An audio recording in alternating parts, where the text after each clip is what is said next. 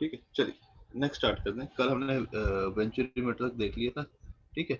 अब स्टार्ट करते हैं आपका next discharge measuring devices orifice meter, ठीक है। जो नेक्स्ट डिस्चार्ज मेजरिंग डिवाइस है that is your orifice meter, ठीक है। तो ऑरिफिस मीटर वेंचुरीमीटर में डिफरेंस क्या है? बेसिकली देखो, दोनों का काम है डिस्चार्ज मेजर करना, ठीक है। दोनों ही क्या करती है?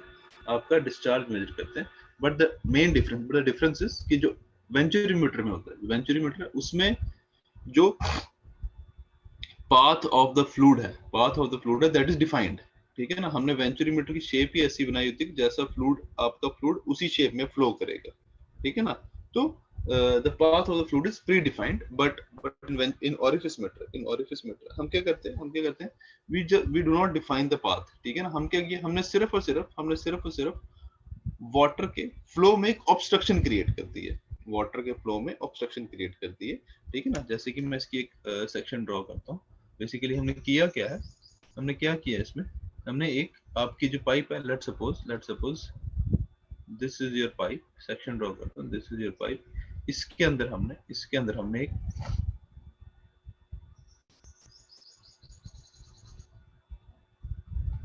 एक ऑब्स्ट्रक्शन क्रिएट कर दी है। एक हमने कंसेंट्रिक पाइप, एक प्लेट डाल दी हुई है, ठीक है ना। एक प्लेट डाल दी जिसके अंदर ये ओपनिंग है, ठीक है। हमने क्या किया, इस पाइप के अंदर एक प्लेट डाल दी है,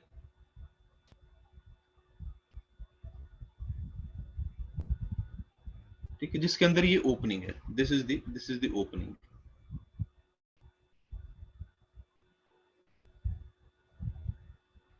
दिस इज द ओपनिंग, ठीक है ना।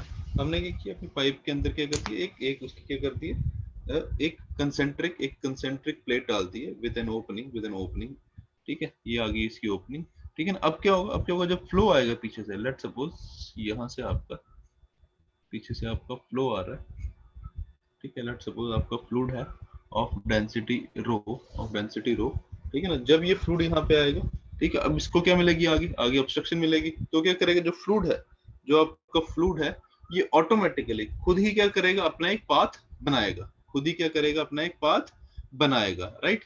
क्लियर है चीज, ठीक है। तो ये ऑटोमेटिकली क्या होगा, इसका इनिशियली क्या होगा, जब सारा फ्लूइड आएगा वो यहाँ पे आके स्ट्राइक करेगा, इधर आके स्ट्राइक करेगा। अब क्योंकि जो वाटर यहाँ पे आ जाएगा, उसको आगे फ्लो करने के लिए पाथ नहीं मिलेगा, तो पीछे जो फ्लूइड आएगा वो क्या करेगा, अपने आप को क्या करेगा, कॉन्ट्रैक्ट करेगा, अपने आप को क्या करेगा, कॉन्ट्रैक्ट करेगा, जिसके कारण आपका सारा फ्लो है वो नीचे की तरफ इस तरीके से कॉन्ट्रैक्ट होना स्टार्ट हो जाएगा, इस तरीके से कॉन्ट्रैक्ट होना, जैसे आपका वेंचुरी मीटर में हो रहा था। लेकिन वेंचुरी मीटर में पाथ वाज डिफाइंड, ठीक है ना। यहाँ पे क्या कर रहा है, फ्लूइड खुद ही क्या कर रहा है, कॉन्ट्रैक्ट हो रहा है, फ्लूइड खुद ही क्या हो रहा है, कॉन्ट्रैक्ट हो रहा है, जिसके कारण यहाँ पे इस रीजन में आपकी बहुत ज्यादा टर्बुलेंस क्रिएट होती है। यहाँ पे आपकी क्या होती है, बहुत ज्यादा टर्बुलेंस क्रिएट होती है इस रीजन में, ठीक है। और क्या होता है, आपका फ्लो कॉन्ट्रैक्ट होके पास करता है, फिर क्या होता है, धीरे धीरे कॉन्ट्रैक्ट करता है। अब अप टू वन लिमिट क्या होता है, ये मिनिमम एरिया में आ जाता है, मिनिमम एरिया तक आ जाता है, जो ये सी लिखा है, सी, वीना दिस कॉन्ट्रैक्टर। इसे हम बोलते हैं, एग्जैक्टली इसे हम बोलते हैं वेना कॉन्ट्रैक्टर। जैसे आपका वेंचुरीमीटर में थ्रोट सेक्शन था, वैसे ही आपका ऑरिफिस मीटर में क्या आता है, आपका एक vena contractor, vena vena contractor ये होता है क्या, basically what is vena contractor क्या, whenever there is a sudden contraction in flow, whenever there is a sudden contraction in flow, comma, vena contracta is formed. Vena contracta is formed, ठीक है। ध्यान रखना, vena contracta is not formed at the opening, जो orifice meter की opening है, this is ये जो to लिखा है ना, टू, ये टू है, this is the opening of venturi meter, sorry orifice meter, ये टू है, this is the opening of your orifice metre.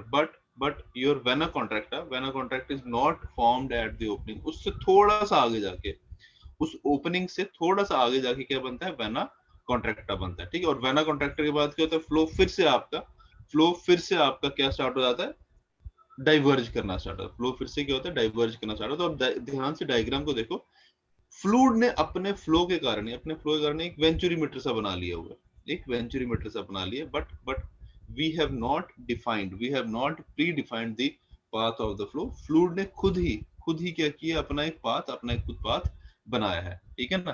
तो ये जो ये रीजन होता है, ये जो ये रीजन है, this is the region of high turbulence,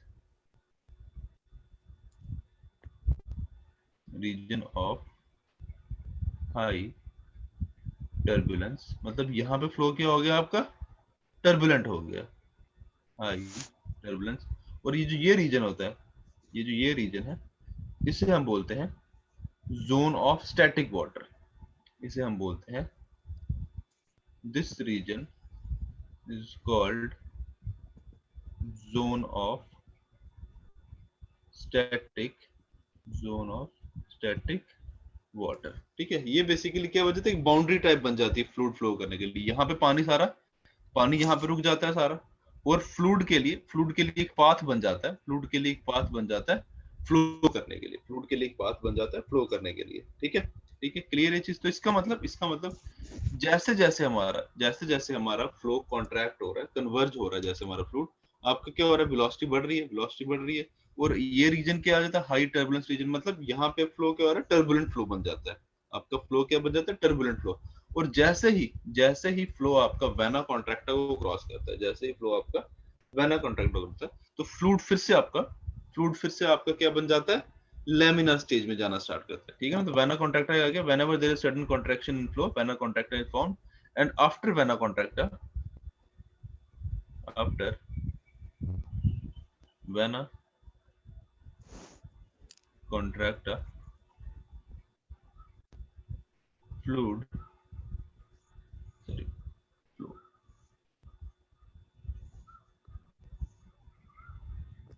flow becomes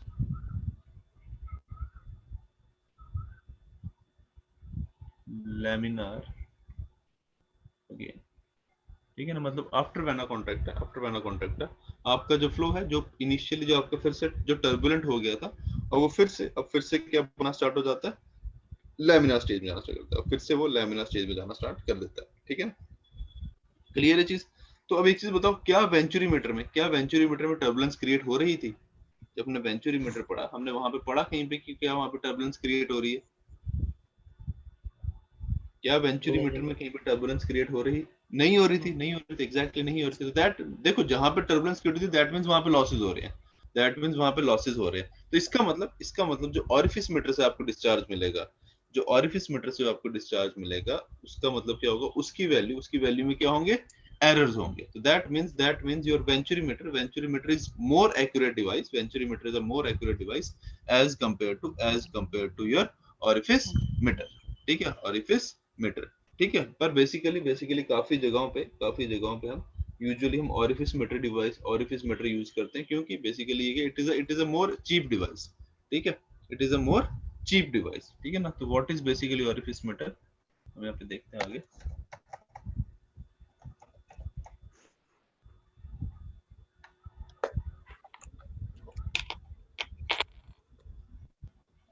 ठीक है।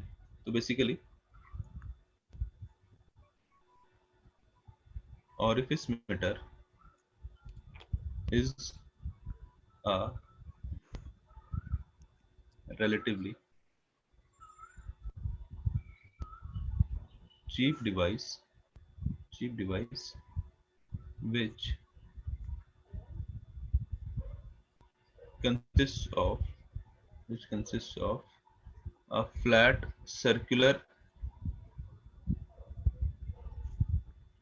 plate circular plate with a with a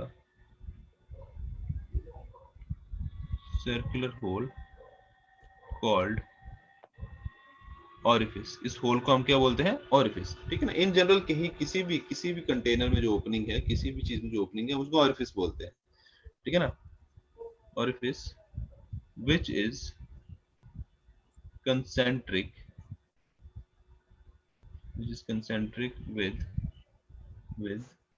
pipe axis, with pipe axis, with pipe axis। ठीक है, अब एक चीज नोट करो, अब एक चीज नोट करो, जो आपका ऑरिफिस का डाया है, ठीक है ना, अगर बताता हूँ,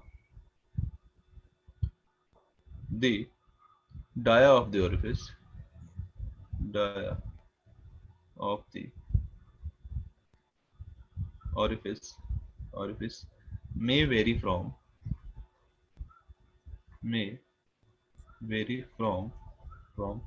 0.2 to 0.85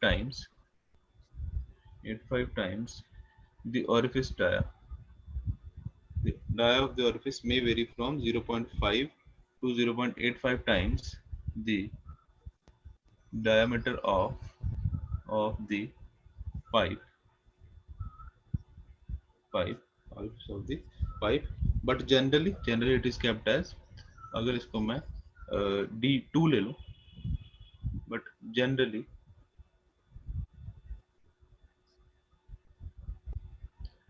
D2 is kept as 0.5 times D1। ठीक है, वेरी करता है 0.2 से 0.85, but generally it is kept as 0.5 times the D1, where D1 is the dia of the pipe। ठीक है, D1 is the dia of the pipe, D1 is the dia of the pipe, D1 is the dia of the pipe। ठीक है, अब एक चीज note करो, जो ये आपकी प्लेट है, इसकी जो एज है ये स्ट्रेट नहीं है, बल्कि क्या है आपकी इंक्लाइंड है। जो ये एज है इट इज इंक्लाइंड, इसे हम बोलते हैं बिवेल्ड, ठीक है ना। तो इसका मतलब जो ये प्लेट है,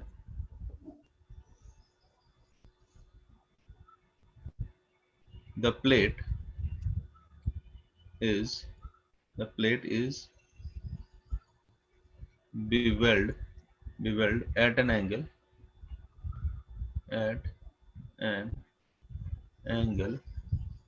lying between 30 degree to 45 degree, preferably 45 degree। ठीक है, preferably 45 डिग्री। नेक्स्ट आता है इस प्लेट की थिकनेस, जो ये प्लेट डाली है इसकी थिकनेस कितनी है, तो थिकनेस ऑफ द प्लेट,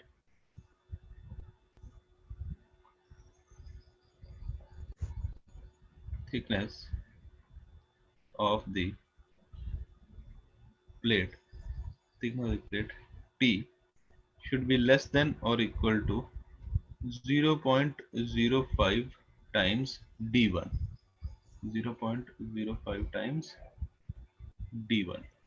ठीक है, क्लियर ये चीज, ये आ गई आपकी इसकी ऑरिफिस मीटर की क्या आ गया आपके डायमेंशन, इसके पैरामीटर्स। ठीक है, क्लियर चीज। तो इसका जो ऑरिफिस का जो डाया है that should be kept between 0.2 to 0.85 times the dia of the pipe, preferably 0.5।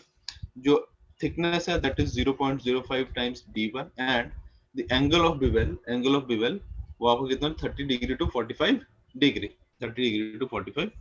ठीक है, चलो नेक्स्ट बात करते हैं इसका डिस्चार्ज कैसे निकालना है। कैसे निकालना है। ठीक है, तो व्हाट इज द बेसिक फंडा, जितनी भी ये डिवाइसेस हैं, ऑरिफिस मीटर, वेंचुरोमीटर, बेसिक फंडा क्या है, हम डिस्चार्ज कैसे निकालते हैं, क्या करते हैं बेसिकली हम। अगर वेंचुरोमीटर का आपको थोड़ा याद हो, हम क्या करते हैं वेंचुरोमीटर में, क्या किया था हमने सर, बर्नौलीज इक्वेशन अप्लाई करते हैं। बर्नौलीज इक्वेशन अप्लाई करते हैं, बिल्कुल सही। बेसिकली हम क्या देखते हैं आपका कितना आपका हेड लॉस हो रहा है, कितना आपका पीजोमेट्रिक हेड लॉस हो रहा है। ठीक है, आपकी मेन सेक्शन, जो आपकी मेन सेक्शन है, नॉर्मल सेक्शन, और कहां पे section of the least area, right. अगर याद हो आपको, जैसे ये वेंचुरोमीटर है,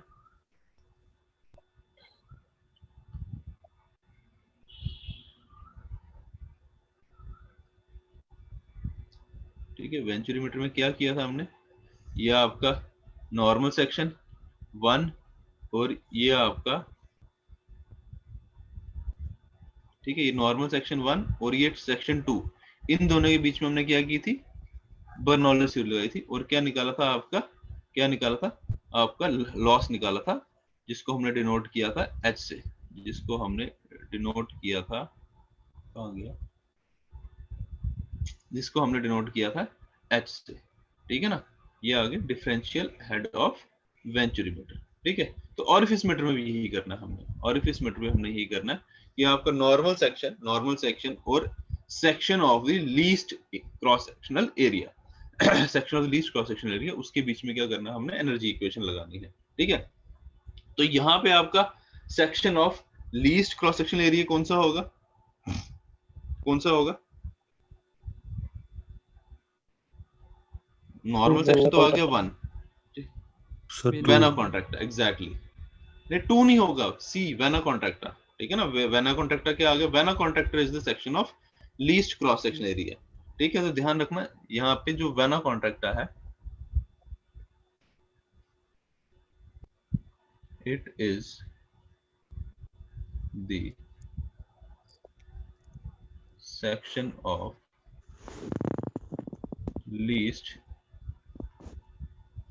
क्रॉस सेक्शन एरिया।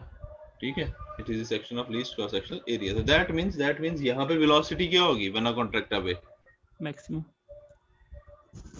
होगी, तो that means your pressure will be minimum, that means your pressure will be minimum, बस वही हमने डिफरेंस निकालना है। ठीक है, तो लेट सपोज हम एनर्जी इक्वेशन लगाते हैं सेक्शन 1 और सेक्शन सी के बीच में। ठीक है, नॉर्मल सेक्शन और section of least cross sectional area. ठीक है ना, applying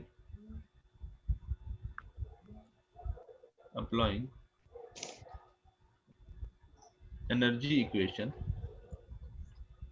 between 1 and C, between 1 and C, तो इक्वेशन में क्या बनेगी, P1 by rho g plus V1 square by 2g plus Z1 is equal to PC by rho g plus VC square by 2g plus ZC plus ZC। अब हमें पता है VC is greater than V1, क्योंकि area कम है तो velocity ज्यादा है, तो VC square minus VC square by 2g minus V1 square by 2g is equal to P1 by rho g plus Z1 minus PC by rho g minus ZC ठीक है, तो ये आ गया प्लस, सॉरी हम क्या कर रहे हैं, हम यहाँ पे डायरेक्टली क्या करेंगे, एक्चुअल एनालिसिस, तो यहाँ पे क्या आ जाएगा, प्लस हेड लॉस, जब वहां पे जाएगा लेफ्ट साइड से तो ये हो जाएगा माइनस हेड लॉस, तो ये इक्वेशन बन जाएगी आपकी VC square minus V1 square upon 2g is equal to P1 by rho g plus Z1 minus common ले लिया, PC by rho g plus ZC minus HL P1 by rho g plus Z1 क्या बन गया, piezometric head at section 1, P1 by rho g plus Z1 क्या आ गया आपका, पीजोमेट्रिक head at section 1, और PC by rho g plus ZC ये आ गया piezometric head at section C eight vena contracta. ठीक है ना, तो ये आ गया आपका, this is your piezometric head at normal section, और ये आ गया आपका piezometric head at vena contracta, तो इन्हीं का हम क्या ले रहे हैं, डिफरेंस ले रहे हैं, तो इनके डिफरेंस को हम क्या बोलेंगे, किससे डिनोट करेंगे हम, H से। इसको हम डिनोट करेंगे H से। तो H इज दी, जैसे वहां पे क्या था, डिफरेंशियल हेड ऑफ वेंचुरीमीटर, तो यहाँ आ जाएगा differential head of orifice meter, differential head of orifice meter, this meter. So that means your VC square minus V1 square upon 2G is equal to H minus HL. H minus HL. This implies VC square minus V1 square is equal to 2G H minus HL. H minus HL. ठीक है, clear है चीज, clear है चीज, ठीक है। ये आ गई, इसको ले लो, लेट्स सपोज इसको हमने ले लिया इक्वेशन 1, इसको ले लिया हमने इक्वेशन 1, ठीक है। अब एक काम करते हैं, अब सेक्शन 2 और सेक्शन 1 में, हम क्या लगाते हैं, कंटिन्यूटी इक्वेशन, ठीक है, अप्लाइंग। क्योंकि देखो जो आपकी एक्चुअल डिवाइस है दैट इज दिस, वो तो यही है दिस। जैसे वो ऑरिफिस मीटर था, सॉरी वेंचुरी मीटर था, तो ऑरिफिस मीटर क्या, orifice meter is just a plate, तो आपका जो फ्लूइड है वो सेक्शन 2 से आपकी डिवाइस में एंटर कर रहा है, ठीक है। मतलब इसका जो इनलेट पॉइंट हो गया, वो क्या हो गया, 2, वो हो गया 2, राइट। और आपका एरिया मिनिमम कहां पे हो रहा है, सी पे जाके, मतलब 2 से डाइवर्ज हो रहा है, सॉरी कन्वर्ज हो रहा है, और सी के बाद क्या हो रहा है, डाइवर्ज कर रहा है, डाइवर्ज कर रहा है, राइट। तो इसका मतलब हम अपने डिवाइस को up to C point, consider कर सकते हैं कि आपकी जो ऑरिफिस मीटर है that is up to C, क्योंकि उसका इफेक्ट सी तक है।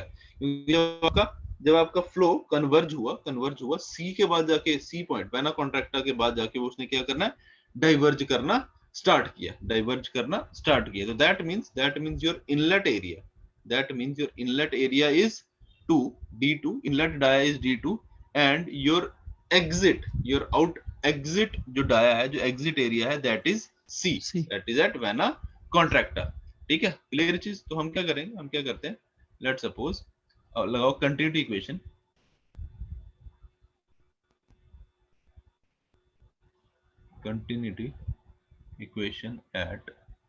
at 2 and C, that means A2 V2 is equal to AC VC, A2 V2 is equal to AC VC, right? So that means your VC, is equal to A2 V2 upon AC, A2 V2 upon AC, right? Clear है चीज, ठीक है। AC को मैं A2 V2 के नीचे ले गया, या फिर इसको मैं ऐसे भी लिख देता हूँ, which is equal to V2 upon AC upon A2, right. कोई दिक्कत यहां तक ये लिखने में? क्या किया मैंने A2 को उठा के AC के नीचे लगा दिया, A2 को उठा के AC के नीचे लगा दिया। अब ये टर्म क्या बन गई, what is this term, AC upon A2, area ratio नहीं, और सोचो, एरिया रेशियो तो अलग था आपका,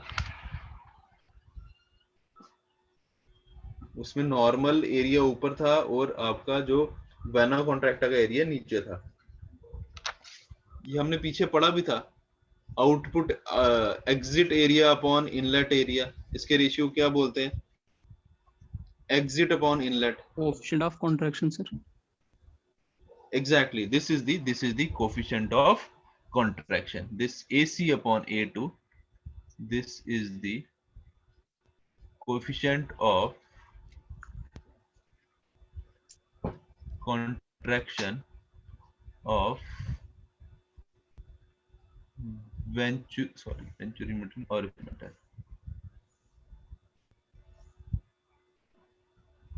coefficient of contraction of orifice matter.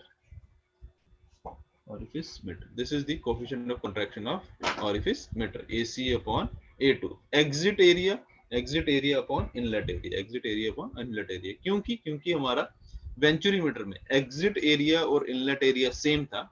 Exit area और इनलेट एरिया सेम था, तो इसलिए वेंचुरीमीटर के लिए हमारा कोएफिशिएंट ऑफ कंट्रैक्शन की वैल्यू क्या थी? 1 थी.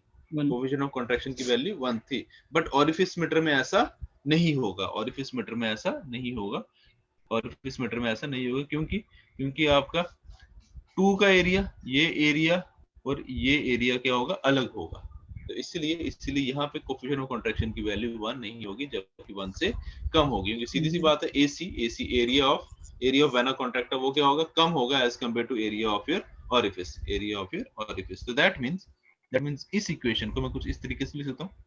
That means VC is equal to V2 upon CC, coefficient of contraction, VC upon CC, right? Clear it is? VC is equal to V2 upon CC, V2 upon coefficient of contraction, right?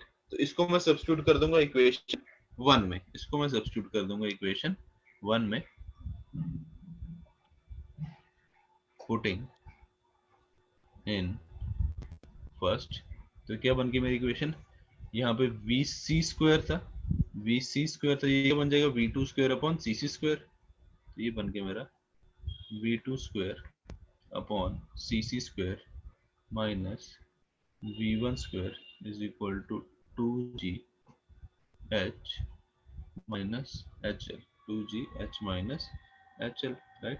और इसको मैं ऐसे भी लिख सकता हूँ, VC की जगह क्या लिख सकता हूँ? Q upon area, right? तो ये बन गया Q square upon A2 square CC square minus Q upon A1 square is equal to 2GH minus HL, 2GH minus HL, right? Clear चीज, ठीक है? तो यहाँ से Q स्क्वायर बाहर कॉमन आ गया, एलसीएम ले लिया हमने, जैसे लास्ट टाइम किया था, जैसे पीछे किया था, एलसीएम लेके इसको सॉल्व किया, वो सब उधर चले गए. तो ये आ गया आपका CC square A1 square A2 square into 2GH minus HL upon A1 square minus A2 square into CC square. तो स्क्वायर जब उधर जाएगा Q स्क्वायर का, वहां पे वो स्क्वायर रूट बन जाएगा, क्योंकि ये CC square A1 square A2 square में है, तो ये स्क्वायर रूट से बाहर आ जाएंगे. तो हमारा डिस्चार्ज बन गया CC into A1 A2 square root 2GH minus HL upon A1 square minus A2 square into CC square. This is your discharge. This is the equation for discharge through an orifice matter. ठीक है? इसको थोड़ा सा हम simplify करेंगे, थोड़ा, ठीक है?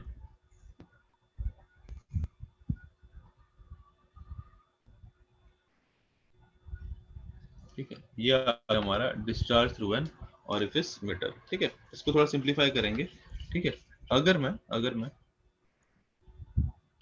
Q is equal to CC A1 A2 square root 2GH minus HL upon A1 square minus A2 square CC square, इसकी जगह अगर मैं, ठीक है, अगर ये लिख दूं H minus HL upon H minus HL, H minus HL upon H minus HL into H upon H into H upon H into A1 square minus A2 square upon A1 square minus A2 square. कोई दिक्कत है यहाँ पे? कोई दिक्कत? क्या होगा? ये कैंसिल आउट हो जाएगा सारा, H minus H L cancel, ये वन, ये भी वन, ये भी वन, ये वन, ये वन, ये भी वन, सारा वन हो जाएगा। राइट, हमने ये क्यों किया आगे बताता हूँ आपको, ताकि हमारी जो इक्वेशन है, जो हमारी डिस्चार्ज की इक्वेशन है, वो फिर से जैसे हमारी वेंचुरीमीटर में थी वैसी बन जाए। ठीक है ना? तो यहाँ से ये और ये कैंसिल आउट हो जाएगा। ठीक है, तो हमारी इक्वेशन कुछ इस तरीके से बन जाएगी। ठीक है, ध्यान से देखना। Q is equal to CC A1 A2 A1 A2 square root 2G। अब ये H उठा के मैं यहाँ पे लगा दूंगा 2GH, और इसको ले जाऊंगा इसकी जगह, A1 A स्क्वायर इसकी जगह, और इसको ले आऊंगा मैं इसकी जगह। तो ये बन गया मेरा 2GH upon A1 square minus A2 square, A1 square minus A2 square. बचा क्या इसके बाद? इसके बाद मेरा बचा ये H minus H L upon H into H minus H L upon H, और क्या बचा? ये A1 square into A1 square minus A2 square upon जो ये उठा के मैंने इसके नीचे लगाया था A1 square minus A2 square और CC स्क्वायर। ठीक है, अब इसी को थोड़ा सा रीअरेंज करूंगा। ये बन गया मेरा Q is equal to CC into square root H minus H L by H minus H L by H into square root A1 square minus A2 square upon A1 square minus A2 square CC square.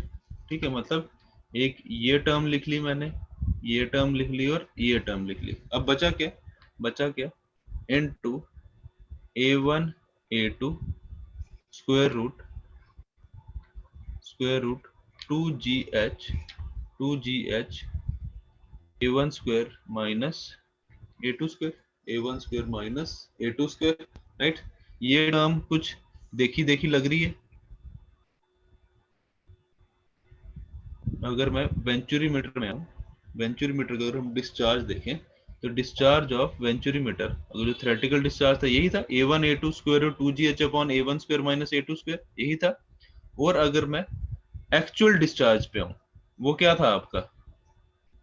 ये था Q is equal to CD A1 A2 square root 2GH A1 square minus A2 square. इसका मतलब A1 A2 के आगे, A1 A2 के पहले, right, A1 A2 से जो पहले की टर्म है, that is your coefficient of discharge. जो कोफिशिएंट ऑफ डिस्चार्ज जो कि हमारा वेंचुरीमीटर में आया था, square root of H minus H L upon H, square root of H minus H L upon H। तो इसका मतलब ऑरिफिस मीटर में भी इससे पहले जितनी भी टर्म्स होंगी, they will be coefficient of discharge. इसका मतलब जो ये सारी टर्म्स है, ये यहां तक, this is your coefficient of discharge. So that means your discharge through an orifice meter, it's nothing but this is coefficient of discharge A1 A2 square root 2GH upon A1 square minus A2 square, जो हमने venturimeter में पढ़ा था। Same equation जो हमने venturimeter में पढ़ी थी, सेम इक्वेशन आ गई आपकी किसके लिए भी? ऑरिफिस मीटर के लिए। सेम इक्वेशन आ गई आपकी ऑरिफिस मीटर के लिए भी। But in this case your coefficient of discharge CD is your coefficient of discharge of orifice meter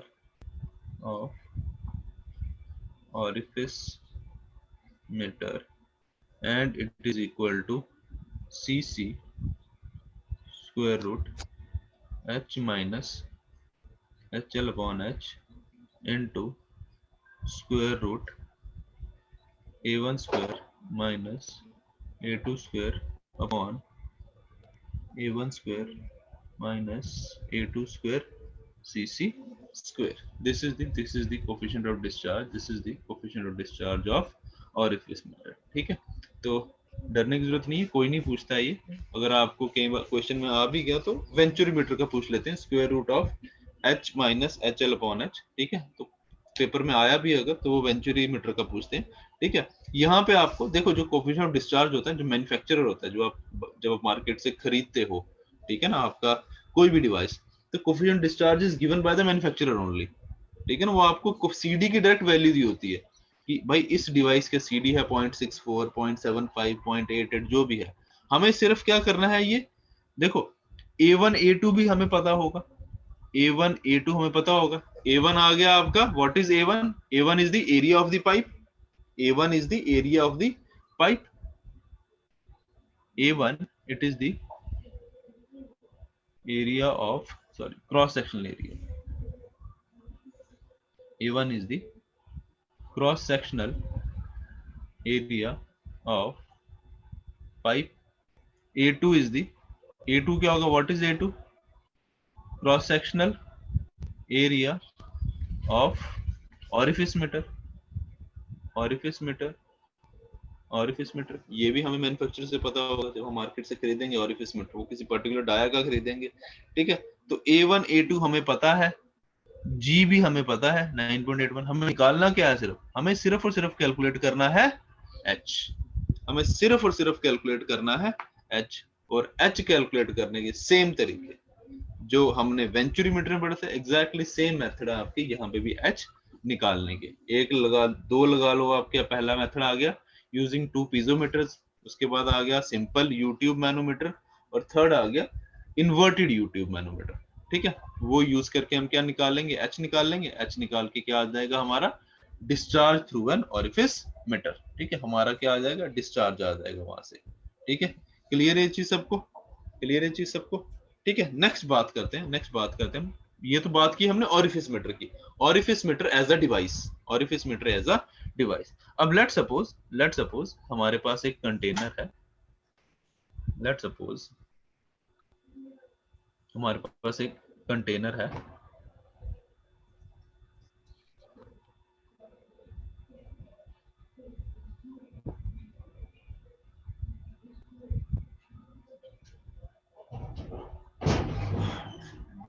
ठीक है, लेट सपोज हमारे पास एक कंटेनर है और इसमें आपका फ्लूइड भरा हुआ है,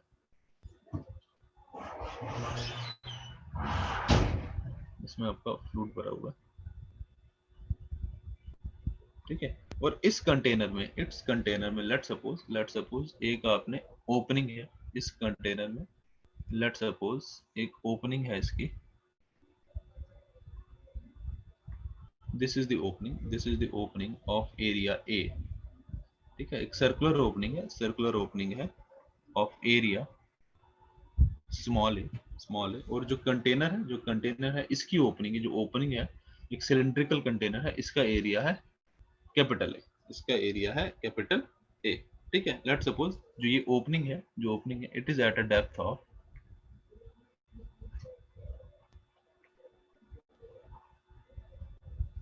it is at a depth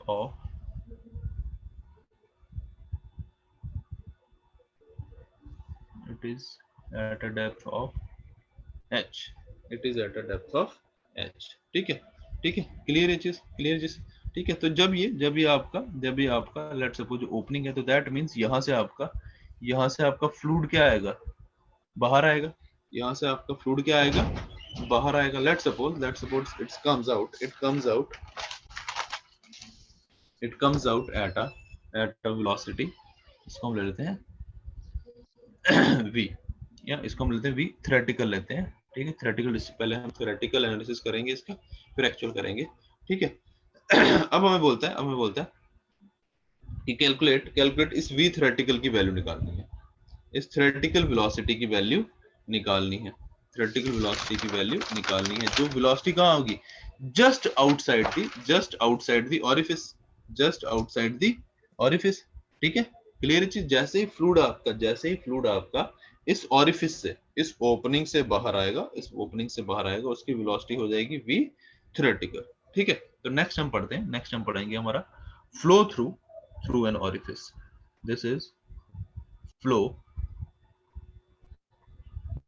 through an orifice, flow through an orifice. ठीक है, अब अगर मुझे थ्योरेटिकल वेलोसिटी निकालनी है, ये अगर मुझे भी थ्योरेटिकल वेलोसिटी निकालनी है, तो क्या करूंगा इसके लिए क्या करूंगा, ये बता सकते हैं मेरे को?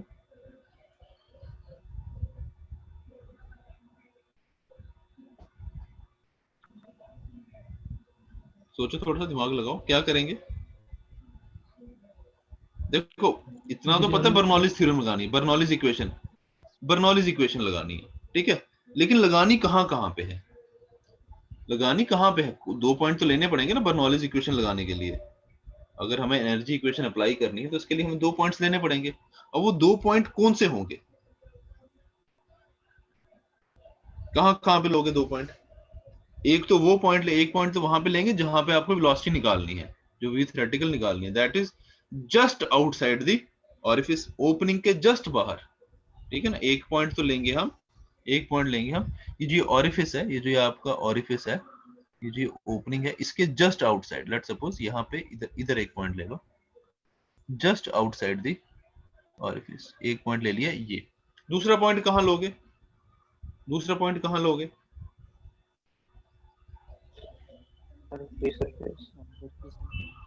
एट फ्री सरफेस, एग्जैक्टली, दूसरा पॉइंट लेंगे हम, दूसरा पॉइंट लेंगे हम at free surface. Second point is, एक पॉइंट आ गया ये और एक पॉइंट आ गया ये। ठीक है, क्लियर है चीज, क्लियर चीज। तो हमने 2 पॉइंट लिए, point 1 at free surface, at free surface, और पॉइंट 2 हमने लिया just outside the orifice, just outside the orifice. ठीक है, तो लगा दो एनर्जी इक्वेशन, लगा दो energy equation. Applying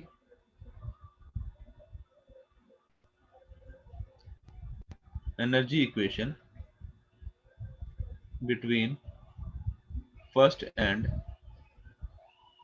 second, first and second, तो दैट मींस ये इक्वेशन क्या आ गई, this is P1 by rho g plus V1 square by 2g plus Z1 equal to P2 upon rho g plus V2 square by 2g plus Z2 plus Z2। ठीक है, अब Z1 Z2 का फंडा समझो, Z1 Z2 का फंडा समझो। ठीक है, Z1 क्या हो गया, what is Z1? Z1 is the height of point 1 from some fixed datum, किसी डेटम से let's suppose मैंने डेटम, let's suppose कोई भी एक डेटम ले, let's suppose this is the datum, let's suppose this is the datum। तो ये आ गया हमारा, this is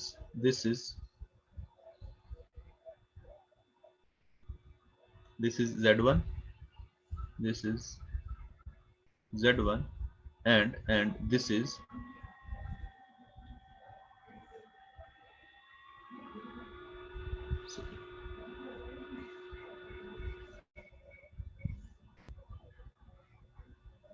this point is Z2, this is Z2, this is Z2।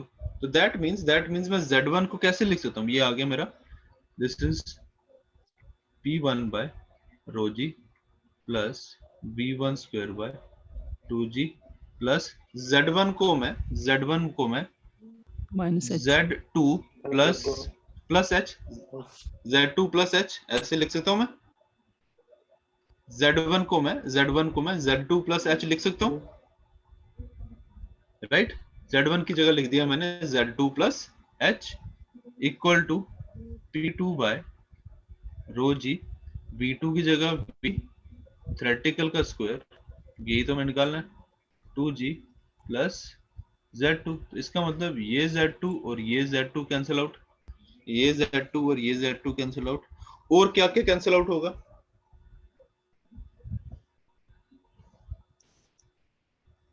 और बताओ, और सोचो जरा। अब P1 किसके बराबर होगा?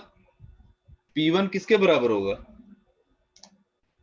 P1 प्रेशर किसके बराबर होगा? This is the pressure at the free surface, this is the pressure at the free surface, atmospheric pressure. बिल्कुल से बोलो ना यार, डर के रिजोर्स बोलो। P1 upon rho g, P1 is basically, इसको मैं ऐसे लिख देता हूं, P ATM upon rho g plus V1 square upon 2G plus H। और P2 प्रेशर वो किसके बराबर होगा? P2 प्रेशर किसके बराबर होगा? अब ये भी देखो P2 है कहां पे है?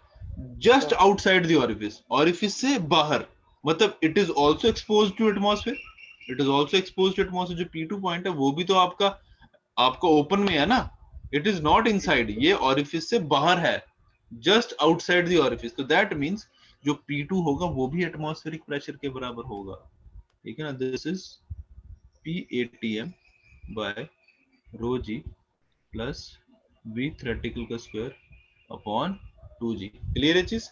क्योंकि P1 और P2 पॉइंट जो आपके फर्स्ट और सेकंड पॉइंट है, they are expose to atmosphere. वो दोनों ही पॉइंट कहां पे एटमॉस्फेयर एक्सपोज है, तो दैट मींस दोनों पे प्रेशर एटमॉस्फेरिक ही होगा, दोनों में प्रेशर एटमॉस्फेरिक ही होगा। तो दैट मींस ये और ये भी कैंसिल आउट हो जाएंगे, ये और ये भी कैंसिल आउट हो जाएंगे, ठीक है। नेक्स्ट अब एक चीज देखो, अगर मैं 1 और 2 के बीच में, अगर मैं 1 और 2 के बीच में क्या लगाऊं, आपकी 1 और 2 के बीच में अगर मैं कंटिन्यूटी इक्वेशन लगाऊं, क्योंकि जितना डिस्चार्ज यहां से, ध्यान से सुनना, जितना डिस्चार्ज यहां से नीचे आएगा उतना ही डिस्चार्ज यहां से बाहर आएगा, राइट। जितना आपका वहां से डिस्चार्ज नीचे आएगा उतना ही आपका ऑरिफिस से बाहर आएगा। तो दैट मींस मैं ऐसे लिख सकता हूं, A इंटू, इसको ले लो V1 is equal to A into V2, right.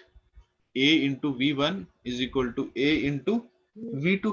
But हमें एक चीज पता है, जो आपका A है, it is much smaller than A, capital A। जो आपका A है, it is much smaller than your capital A। That means जो वेलोसिटी होगी V1, जो आपकी वेलोसिटी होगी V1, वो V2 से ज्यादा होगी, कम होगी? कम होगी सर। जो V1 वेलोसिटी है कम होगी, ये एक्चुअली में V1 V2 से बहुत कम होगी, एज कंपेयर टू V2। तो इसीलिए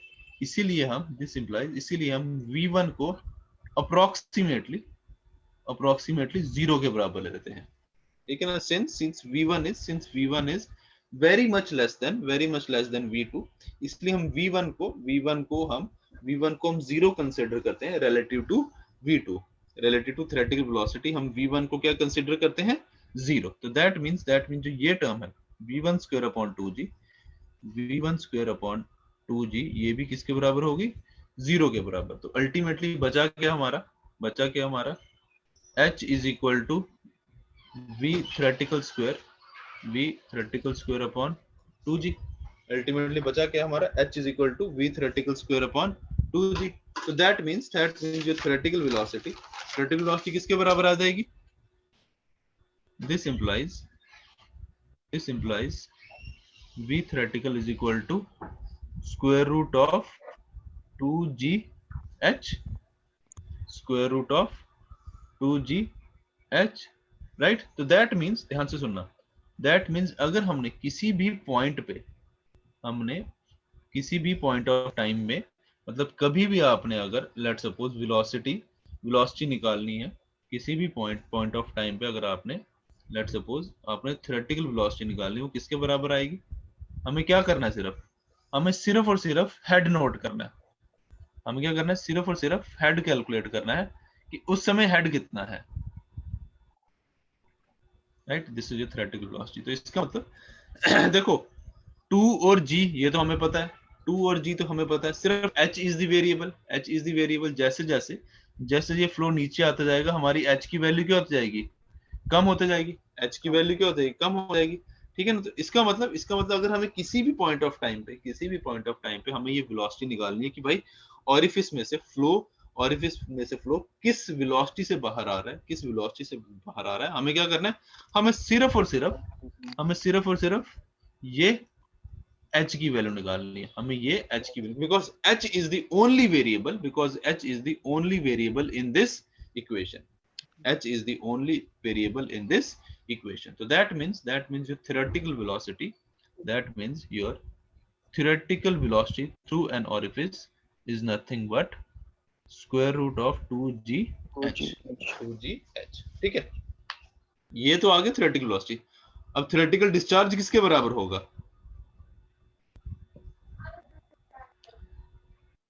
क्या करेंगे theoretical discharge निकालने के लिए, theoretical एरिया से मल्टीप्लाई कर देंगे, सिंपल सी बात है। एरिया, क्योंकि एरिया तो फिक्स ही है ना, स्मॉल ए होल का फिक्स है आपका। तो theoretical discharge through N orifice is nothing but q theoretical is equal to small a into root 2gh, right. q theoretical किसके बराबर होगा, area into velocity, so that means theoretical discharge is nothing but area into theoretical velocity। q theoretical is equal to a into square root 2gh, ठीक है। Next बात करते हैं, ये तो आ गया theoretical discharge, अब अगर एक्चुअल डिस्चार्ज निकालना है तो क्या करना पड़ेगा, CD से मल्टीपल, किससे क्या करना पड़ेगा, coefficient of discharge. Exactly, simple सा फंडा है। Your actual discharge q is equal to coefficient of discharge into theoretical discharge, simple into theoretical discharge। ये हमने वेंचुरीमीटर में भी देखा था, q is equal to, ये देखो q is equal to cd into q theoretical, and cd is nothing but ratio of your actual discharge to the theoretical discharge। Coefficient of discharge is nothing but it is the ratio of actual discharge to the theoretical discharge। So that means हमारा actual discharge किसके बराबर हो गया, q is equal to cd into q theoretical, और इसको मैं देता हूँ, q is equal to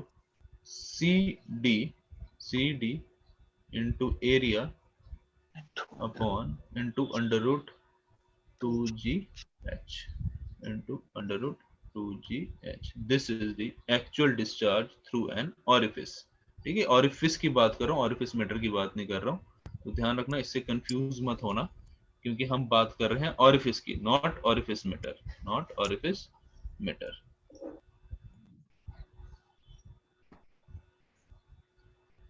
ठीक है, ये आ गया आपका डिस्चार्ज, ये आ गया discharge through an actual discharge through N orifice, where cd is the coefficient of discharge, ठीक है।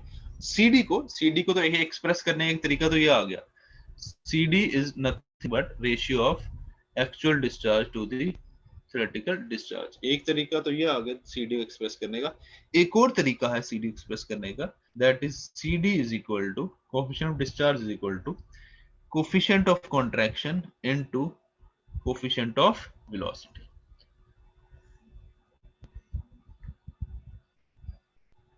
coefficient of discharge is equal to cc तो पता है आपको, coefficient of contraction cv is it is the coefficient of velocity,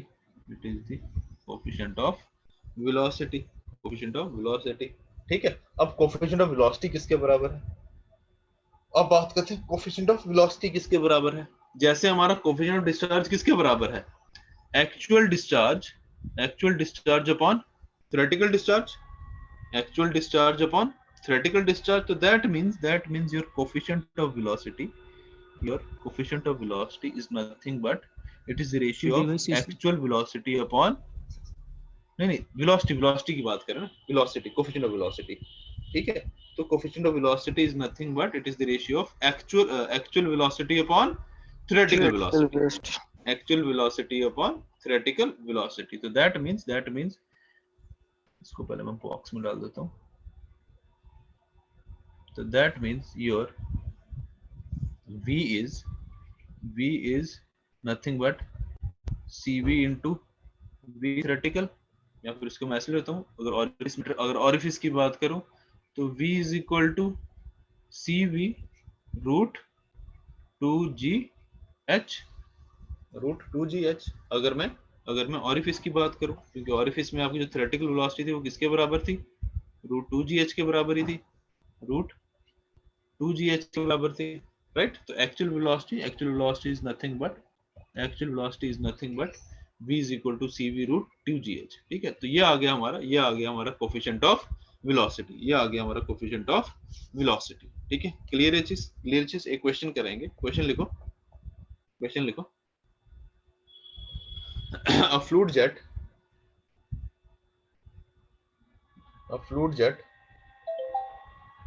discharging from a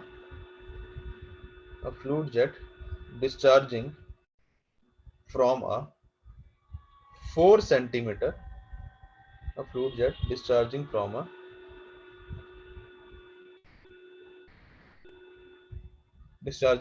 4 centimeter dia orifice, has a diameter of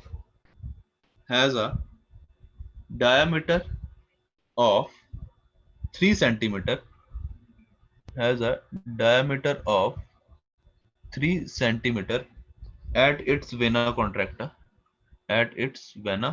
contracta, full stop. If the coefficient of velocity is 0.98, comma, the coefficient of discharge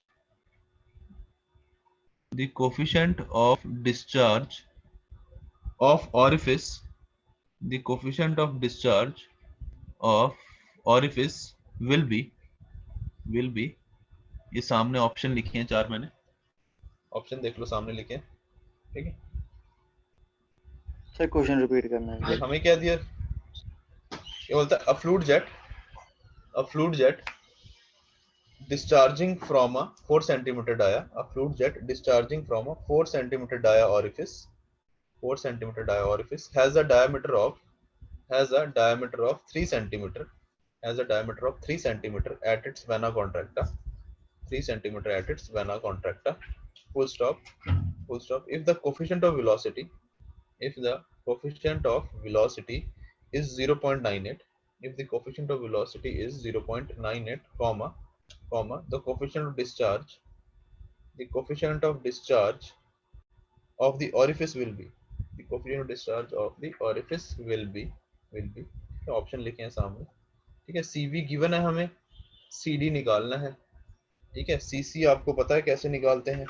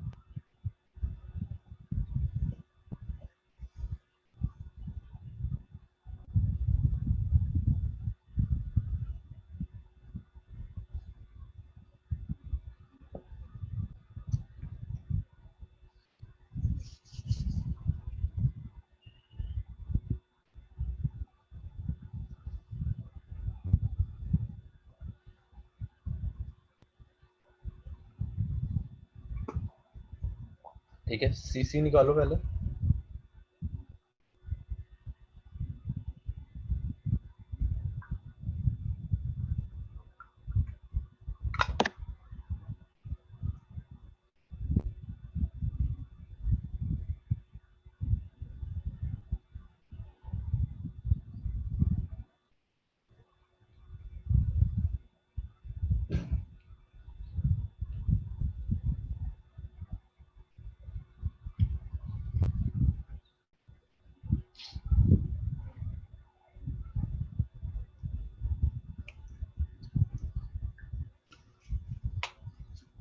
ठीक है, तो क्या करेंगे, C D is equal to C C into C V. ठीक है, सी सी क्या आ गया, ए सी अपॉन ए टू, याद हो अगर, area of vena contracta upon area of the orifice. C C is equal to area of the vena contracta upon area of the orifice. तो vena contracta का हमें डाया गिवन है 3 centimetre और orifice का given है हमें कितना, 4 centimetre. ठीक है, तो इसको मैं ऐसे लिख सकता हूँ, ए सी की जगह pi by 4 into 3 square upon A two की जगह पाई बाय 4 इंटू 4 स्क्वायर। ये पाई बाय 4 गया, तो C C is equal to 3 square upon 4 square या फिर 3/4 का होल स्क्वायर या फिर 3/4 कितना, 0.75 0.75 का होल स्क्वायर। लिखता हूँ ऐसे मैं इसको, राइट। तो इसका मतलब सी डी किसके बराबर है, C D is equal to coefficient of velocity 0.98 into 0.75 का स्क्वायर, 0.98 इंटू 0.75 का स्क्वायर, राइट। तो आंसर क्या आ गया आपका, ए पार्ट। आंसर आ गया ए पार्ट।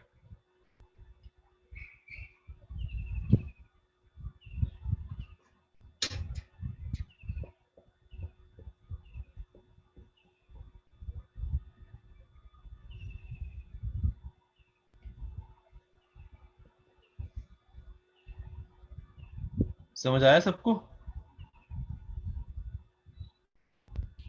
Yes sir. ठीक है, देखो अभी इस क्वेश्चन में जस्ट मेरे को भी एक चीज रियलाइज हुई है। अगर मैं, देखो सीसी क्या आ गया, what is CC, CC is equal to A C by A two, A C is by A two, right. Clear ये चीज? तो क्या मैं इसको ऐसे लिखता हूँ, CC is equal to 1 upon A two by A C, लिख सकता हूँ इसको मैं, यस सर। लिख सकता हूँ इसको मैं, इसको Yes, sir. एसी को नीचे लाया, राइट, एसी को नीचे लाया। इसको जरा सिंप्लीफाई करो, ये किसके बराबर होगा, 1 अपॉन पाई बाय 4 इंटू 2 की जगह क्या आ जाएगा, 4 का square upon pi by 4 into 3 का स्क्वायर, पाई 4 इंटू 3 का स्क्वायर। तो ये पाई बाय 4 कट गया, तो ये सीसी किसके बराबर आया मेरा, 1 अपॉन 4/3 का स्क्वायर। यही आया।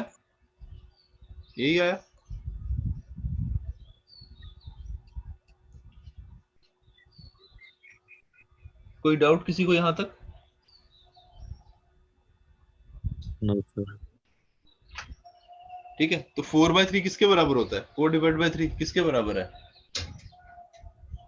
1.33. 1.33। तो दैट मीन्स इसको मैं ऐसे भी लिख सकता हूँ, इक्वल टू 1 अपॉन 1.33 का स्क्वायर। लिख सकता हूँ इसको मैं, 1.33 Yes, sir. का स्क्वायर।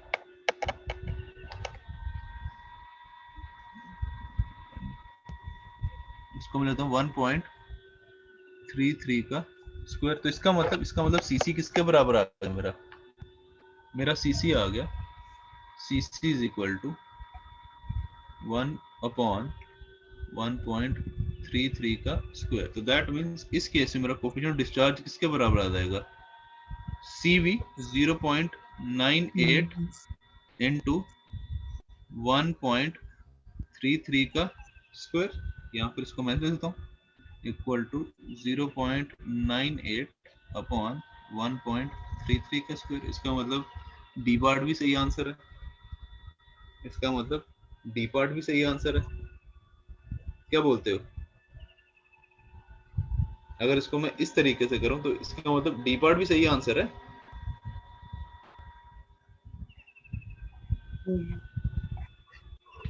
ठीक है, एक आज क्लास के बाद थोड़ा सोचना है इसके बारे में, इस क्वेश्चन के बारे में। ठीक है, ये जस्ट मेरे को भी अभी अभी ये करते करते थोड़ा सा रियलाइज हुआ कि यार इसको हम इस तरीके से भी कर सकते हैं। ठीक है, तो ये क्लास के बाद में सोचना बैठ के थोड़ा इसके बारे में कि कौन सा तरीका सही है, या फिर मतलब क्या ये पॉसिबिलिटी बनती है दोनों। ठीक है ना, तो ये चीज चेक करना। ठीक है, चलो आगे नेक्स्ट कंटिन्यू करते हैं। ठीक है, हमने कोफिशिएंट ऑफ डिस्चार्ज हमने देख लिया था किसके बराबर होता है, कोफिशिएंट ऑफ कॉन्ट्रैक्शन भी देख लिया हमने किसके बराबर होता है। ठीक है, अब यहाँ पे हमें एक नया पॉइंट मिला, नई चीज मिली, that is coefficient of velocity. Next मिला कोफिशिएंट ऑफ वेलोसिटी। ठीक है, तो अब देखते हैं एक्सपेरिमेंटली लेबोरेटरी में हम आपका कोफिशिएंट ऑफ वेलोसिटी कैलकुलेट कैसे करते हैं। ठीक है ना, तो कैलकुलेशन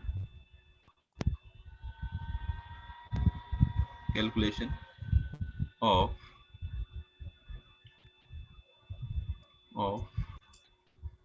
coefficient of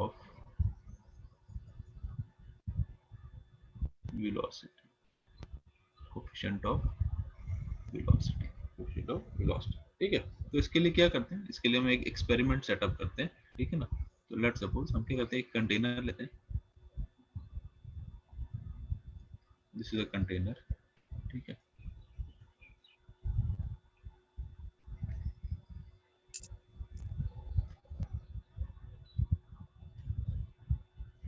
जिसमें आपका फ्लूइड भरा है,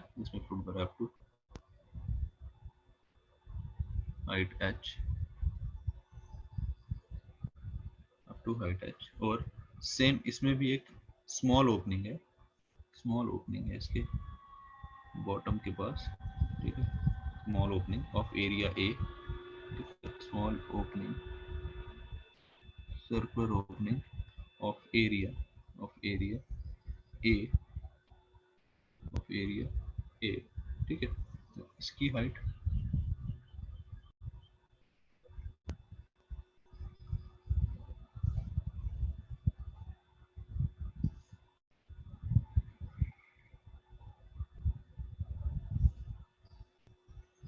दिस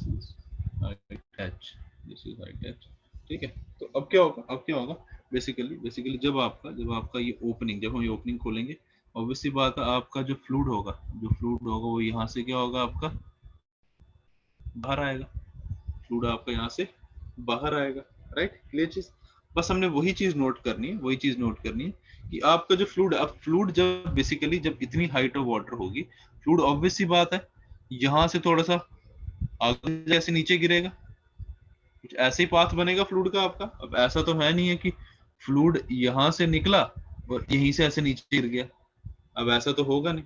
फ्लूइड क्या करेगा, कुछ डिस्टेंस ट्रेवल करेगा, आपका एक क्या निकलती है, जेट ऑफ फ्लूइड निकलेगा। वो आफ्टर ट्रेवलिंग सम डिस्टेंस फिर वो जाके क्या करेगा, ग्राउंड पे स्ट्राइक करेगा। बस हमने वही डिस्टेंस निकालना है कि कितना वो हॉरिजॉन्टल डिस्टेंस ट्रेवल कर रहा है और कितना वो वर्टिकल डिस्टेंस ट्रेवल कर रहा है। ठीक है, तो इसके लिए हम क्या करते हैं, इस फ्लूइड जेट के ऊपर, इस ओपनिंग के ऊपर हम क्या करते हैं, एक स्केल लगाते हैं। एक स्केल लगाते हैं जिसकी हेल्प से हम क्या करते हैं, ये डिस्टेंस कैलकुलेट करते हैं। ठीक है, लेट्स सपोज एक ये हमने लगा दिया हॉरिजॉन्टल स्केल, एक लगा दिया हमने वर्टिकल स्केल। ठीक है, तो लेट्स सपोज जो फ्लूइड जेट है, it travelled a certain distance, कुछ यहाँ पे जाके इसने कुछ ऐसे डिस्टेंस ट्रेवल करके यहाँ पे जाके इसने स्ट्राइक किया ग्राउंड पे। That means this is the, let's suppose x distance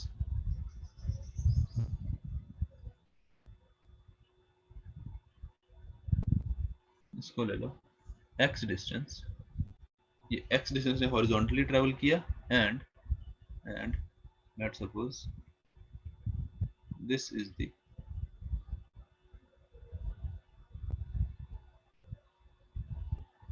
y distance, this is the vertical distance y traveled by the fluid before striking the ground, ठीक है। तो ये क्या बेसिकली एक हमने हॉरिजॉन्टल स्केल लिया, एक वर्टिकल स्केल लिया और हमने क्या किया, डिस्टेंस कैलकुलेट किया, डिस्टेंस हमने फाइंड आउट किया कि कितना फ्लूइड ने हॉरिजॉन्टली ट्रेवल किया और कितना वर्टिकली ट्रेवल किया बिफोर स्ट्राइकिंग द ग्राउंड, ठीक है। तो लेट्स सपोज इसको ले लो, जो ओपनिंग है इसको ले लेते हैं हम पॉइंट O, और जहां जाके ये ग्राउंड को स्ट्राइक कर रहा है इसको ले लो A पॉइंट, ठीक है। क्लियर है चीज, ठीक है। तो पहले बात करते हैं हॉरिजॉन्टल मोशन की, ठीक है। हम बात करते हैं हॉरिजॉन्टल मोशन की फॉर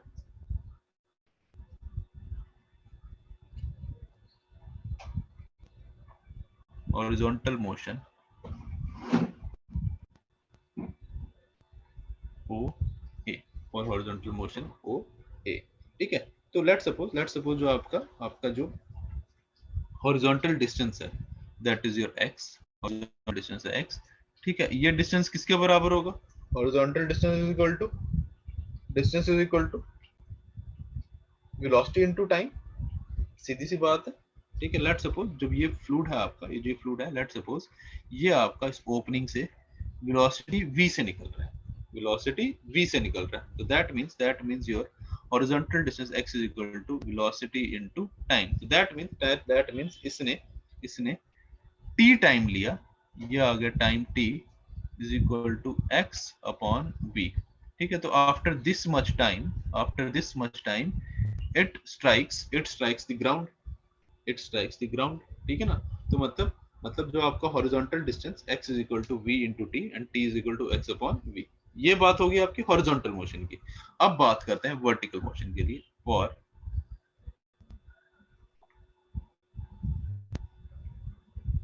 वर्टिकल मोशन OA, ठीक है। लीजिए फॉर वर्टिकल मोशन OA, ठीक है।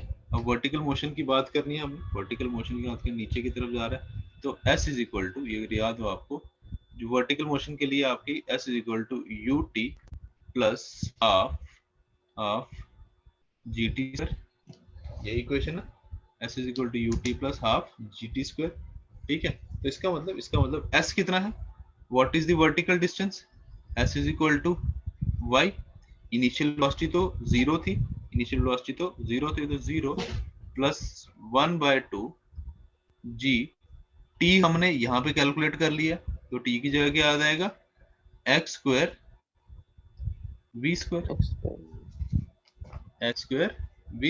तो that means your v square किसके बराबर आ गया, that means your v square is equal to g लग गया ऊपर, ठीक है। ये आ गया आपका, that means your v square is equal to g x square upon 2y, यही आपका v square is equal to g x square upon 2y, तो that means your actual velocity v is equal to, इसका क्या हो जाएगा, square root हो जाएगा, अब x स्क्वायर है तो x बार आ जाएगा, तो that means actual velocity x, तो v is equal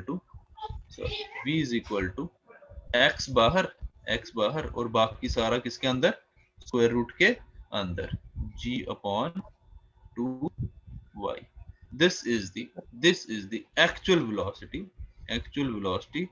through an orifice, right। ये निकल गई हमारी जो एक्चुअल वेलोसिटी है, जिससे आपका जो फ्लो है, जिससे आपका जो जेट है वो ऑरिफिस से बाहर निकल रहा है, ठीक है। ये आ गई वेलोसिटी, ठीक है। अब अगर मुझे कोफिशिएंट ऑफ वेलोसिटी निकालनी हो,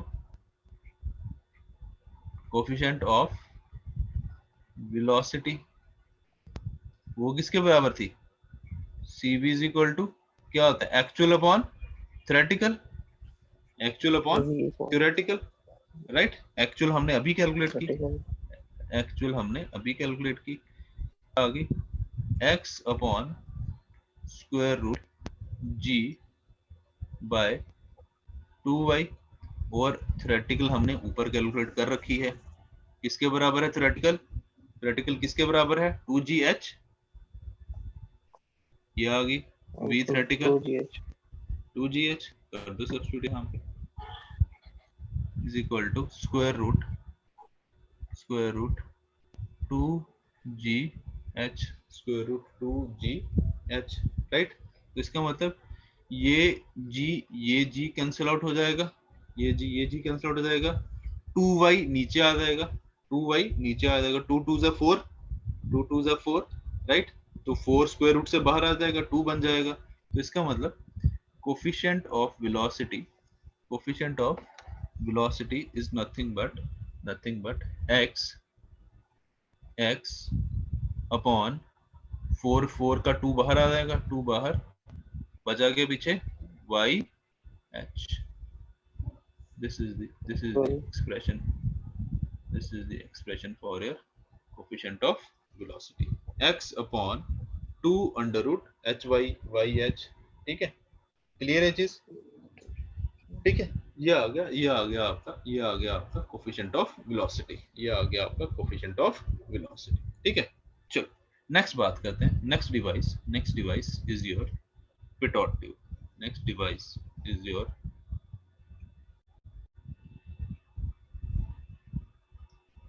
pitot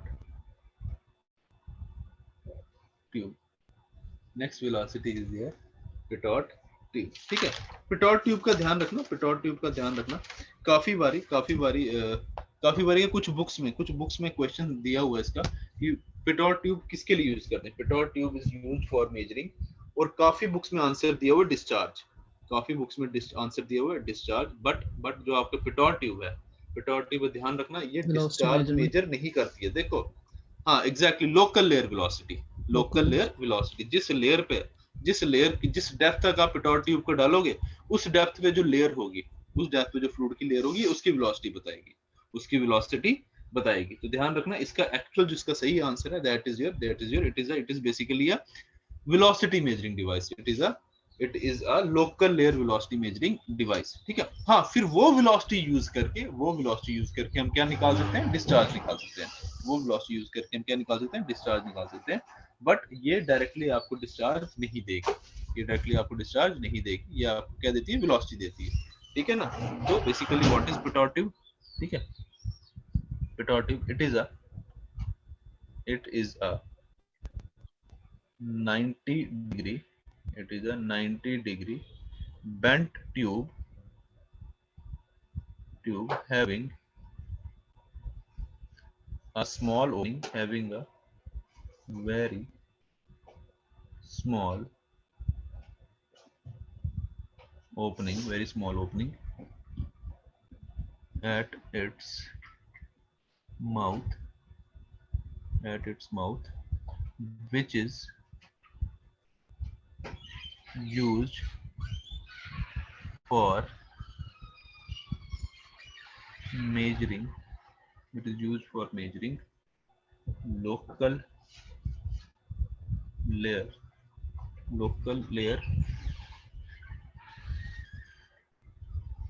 velocities in a flow, which is used for measuring local layer velocities in a flow। ठीक है, क्लियर है चीज?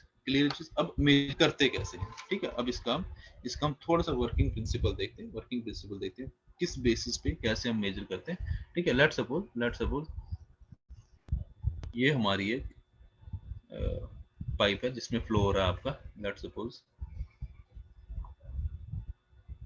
ठीक है, और हमने क्या किया, इसके अंदर हमने क्या डाल दिया? आपकी पिटॉट ट्यूब। ठीक है, इसके अंदर हमने क्या कर दिया? आपकी पिटॉट ट्यूब डाल दी।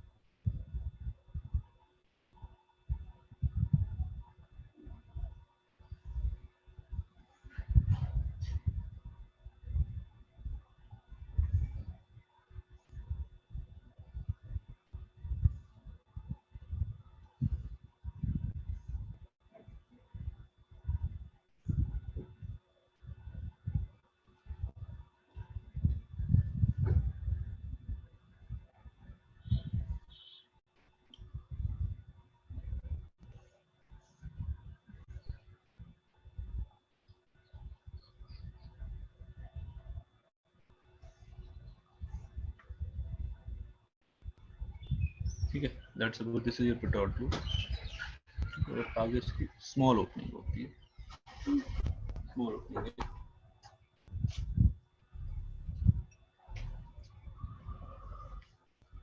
ठीक है, तो लेट्स सपोज इनिशियली ये आपका फ्लो आ रहा है यहाँ से, this is your flow, this is your flow with velocity v, with velocity v, ठीक है, और इस फ्लो की डेंसिटी है रो, इस फ्लो की डेंसिटी है रो, ठीक है। अब क्या करेंगे, देखो जैसे ही आपका, देखो अब होगा क्या, जैसे जैसे फ्लो आपका पिटोट ट्यूब को अप्रोच करेगा, जैसे फ्लो आपको पिटोट ट्यूब को अप्रोच करेगा, ठीक है, तो जैसे ही आपका फ्लो पिटोट ट्यूब को यहाँ पे स्ट्राइक करेगा, पिटोट ट्यूब को यहाँ स्ट्राइक करेगा, तो क्या होगा, कुछ वाटर आपका पिटोट ट्यूब में एंटर करेगा, कुछ वाटर आपका पिटोट ट्यूब में एंटर करेगा, राइट। तो उस समय जितनी उसकी वेलोसिटी होगी, जितनी उसकी एनर्जी होगी, ठीक है, वो करेगा उस एनर्जी के हिसाब से, इस एनर्जी के हिसाब से इस पिटोट ट्यूब में आपका फ्लूइड क्या करेगा, राइज कर जाएगा, क्या करेगा, राइज कर जाएगा। जैसे हमारा क्या होता था पीजोमीटर, जैसे हमारा क्या होता था पीजोमीटर, हम क्या करते थे, आपका कनेक्ट करते थे पीजोमीटर, क्या बेसिकली पीजोमीटर भी इसी की तरह था ना, एक ओपनिंग थी, पाइप थी, जिसको हम जिस भी डिवाइस का, जिस भी हमने सिस्टम का हमने प्रेशर मेजर करना था, वहां पे हम क्या होता कनेक्ट कर देते थे, और क्या होता, जो फ्लूइड होता था वो पीजोमीटर में राइज कर जाता था, जितने प्रेशर से वो, जितने आपकी एनर्जी से वो आपका फ्लो करता था। तो दैट मींस इसमें भी जितनी फ्लूइड की एनर्जी होगी, जितनी फ्लूइड, उस हिसाब से क्या होगा, आपका फ्लूइड क्या करेगा, यहाँ पे एंटर कर जाएगा। Let's suppose it rises by, let's suppose ये हाइट ले लो आप h, ये हाइट ले लो आप h। तो दैट मींस अब ध्यान सुनना, दैट मींस अब जो फ्लूइड है पिटोट ट्यूब के अंदर, अब जो फ्लूइड है आपका पिटोट ट्यूब के अंदर, इज इट अंडर मोशन और इट इज स्टैग्नेट, क्या वो मोशन में है या स्टैग्नेंट है, वो जो पिटोट ट्यूब के अंदर, बाहर के फ्लूइड की बात नहीं कर रहा हूं, जो पिटोट ट्यूब में एंटर कर गया, क्या वो अब स्टैग्नेंट है या फिर वो मूव कर रहा है, So stagnate. स्टैग्नेट, पानी रुक जाएगा, ऑब्वियसली बात है, जितनी एनर्जी उस हिसाब से वो राइज करेगा, वहां पे जाके वो रुक जाएगा, ठीक है। तो इसीलिए हम एक पॉइंट लेते हैं हम आपका पिटोट ट्यूब के अंदर, जिसे हम बोलते हैं स्टैग्नेशन पॉइंट, ठीक है। जस्ट आफ्टर जो ये ओपनिंग है माउथ के जस्ट आगे जाके, ठीक है। अब देखो हमने एनर्जी निकालनी, एनर्जी के लिए अब क्या करते हैं, हम बेसिकली 2 पॉइंट लेने पड़ेंगे एनर्जी इक्वेशन करने, एक पॉइंट ले लिया just after entering the Pitot tube और जस्ट बिफोर, ठीक है, इसको ले लो 0.1 और जो अंदर है इसको ले लो 0.2, ठीक है। तो 0.1 आ गया आपका, 1 आ गया just before the collision with pitot tube, और 0.2 आ गया just after the collision with pitot tube या just after entering the mouth of pitot tube, ठीक है। 2 पॉइंट ले लिया हमने, एक ले लिया 0.1 पिटोट ट्यूब से जस्ट पहले, और एक ले लिया 0.2 पिटोट ट्यूब के जस्ट बाद, 0.2 के जस्ट बाद, ठीक है। और इसकी हाइट है, इसकी जो हाइट है पिटोट ट्यूब के माउथ की, वो आ गई, लेट्स सपोज, ठीक है, जो हेड ऑफ वाटर, जो हेड अवेलेबल है, जो प्रेशर हेड अवेलेबल है, let's suppose that is h not, that is h not, ठीक है, ठीक है। अब एक काम करते हैं 0.1 और 0.2 पे, 0.1 और 0.2 पे हम क्या लगाते हैं, आपकी एनर्जी इक्वेशन, ठीक है। अप्लाइंग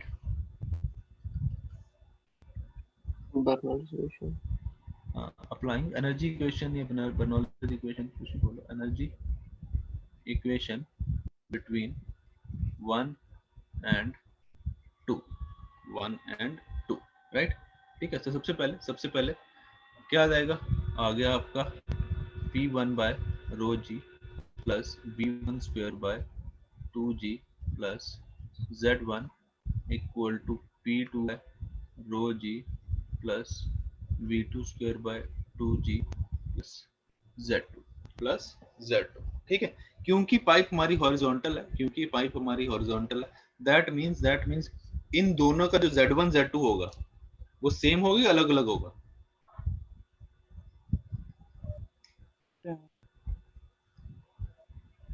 जो डेटम से हाइट होगी, let's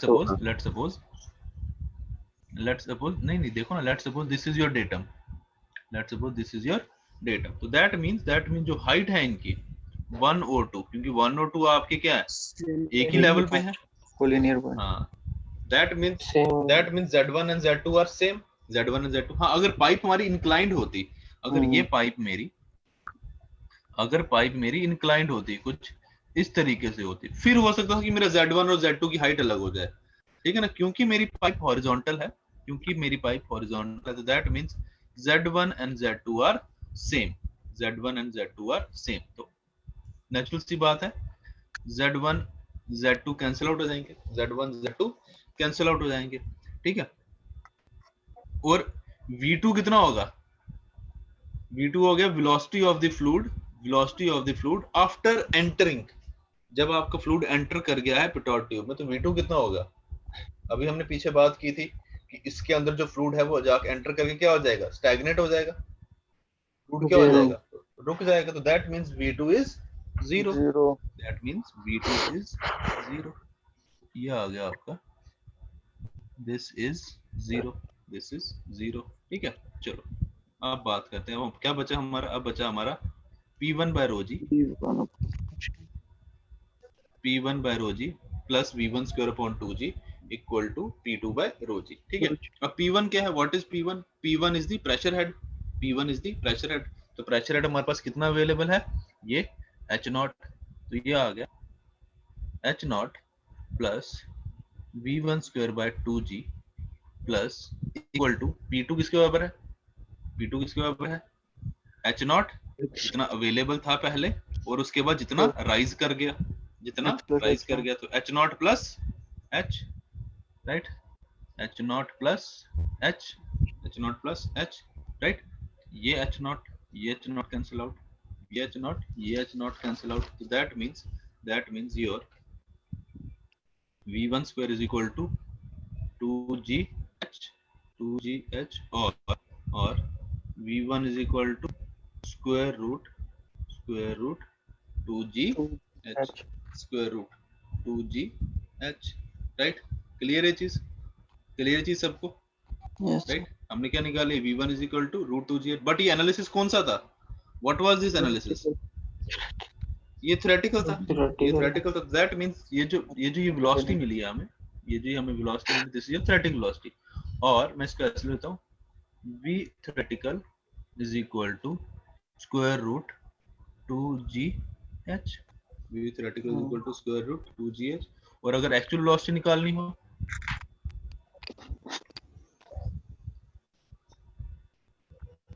actual velocity V is equal to CV into V theoretical, और V is equal to CV root 2GH, that means अगर मुझे किसी भी लेयर की वेलोसिटी निकालनी है, देखो CV जो हमें कोफिशिएंट ऑफ वेलोसिटी है वो गिवन होगा, वो हमें पता होता है कितना है, ठीक है, 2 हमें पता है, G हमें पता है, अल्टीमेटली हमें क्या निकालना है, सिर्फ H निकालना है, हमने सिर्फ मेजर करना है कि इस पिटोट ट्यूब में फ्लूइड कितना राइज कर रहा है, बस हमने यही चीज मेजर करनी है, हमने क्या मेजर करना है कि इस पिटोट ट्यूब में जो आपका फ्लूइड है वो कितना राइज कर रहा है, अगर ये H मिल गया हमें, ये कैलकुलेट कर लिया तो हमारा सॉल्व हो गया, ठीक है ना। तो ध्यान रखना, फॉर पिटोट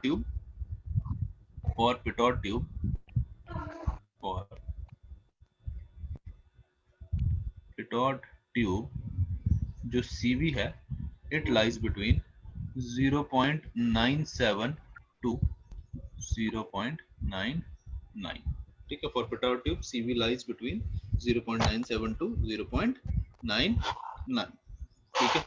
क्लियर है चीज सबको, ठीक है। चलो जो हमारा ये फर्स्ट पॉइंट है, जो हमारा पॉइंट 2 है, जो हमारा पॉइंट 2 है, इसको हम क्या बोलते हैं? ठीक है, पॉइंट 2 है, इसे हम बोलते हैं stagnation point, stagnation point.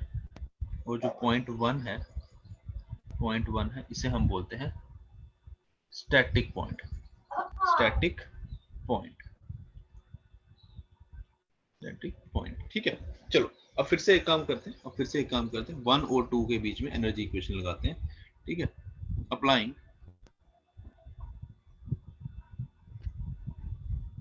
Energy equation between 1 and 2, applying energy equation between 1 and 2। ठीक है, तो बेसिक टर्म्स में लिखेंगे P1 by rho g plus V1 square by 2g plus Z1 is equal to P2 by rho g plus V2 square by 2g plus Z2। ठीक है, general condition हम ले रहे हैं, पाइप आपकी हॉरिजॉन्टल भी हो सकती है और इंक्लाइंड भी हो सकती है। ठीक है, हम जनरल कंडीशन ले रहे हैं, पाइप आपकी हॉरिजॉन्टल भी हो सकती है और इंक्लाइंड भी हो सकती है। तो दैट मींस इस केस में अब Z1 Z2 आपका कैंसिल आउट नहीं होगा। ठीक है, इस केस में आपका Z1 और Z2 कैंसिल आउट नहीं होगा, क्योंकि हो सकता है पाइप इंक्लाइंड हो सकता है पाइप इंक्लाइंड हो, तो Z1 की हाइट कम होगी, Z2 की हाइट आपकी ज्यादा होगी, तो ये कैंसिल आउट नहीं होगा। बट हाँ, इतना तो हमें पता है कि V2 की वेलोसिटी 0 है, तो दैट मींस दिस बिकम्स 0। ठीक है, इतना तो हमें पता है, आपकी V2 की वेलोसिटी 0 है, तो दैट मींस आपका जो ये V1 स्क्वायर अपॉन 2g है, या फिर इसको मैं लिखता हूं V theoretical square upon 2g is equal to P2 by rho g plus Z2 minus P1 by rho g minus Z1। यही आएगा, राइट। और मैं लिख देता हूँ इसको P theoretical square upon 2g is equal to P2 by rho g plus Z2 minus P1 by rho g plus Z1। Right, यही आ गया। अब P2 by rho g plus Z2 क्या हो गया? Piezometric head at stagnation point. P1 by rho g plus Z1 पीजोमेट्रिक head eight static point. Right, clear है चीज? तो इसका मतलब वही जो हमने पहले किया था, इसको ले लिया हमने, इन दोनों के डिफरेंस को क्या ले लिया हमने? H के बराबर, जो क्या आ गया आपका differential head of pitot tube,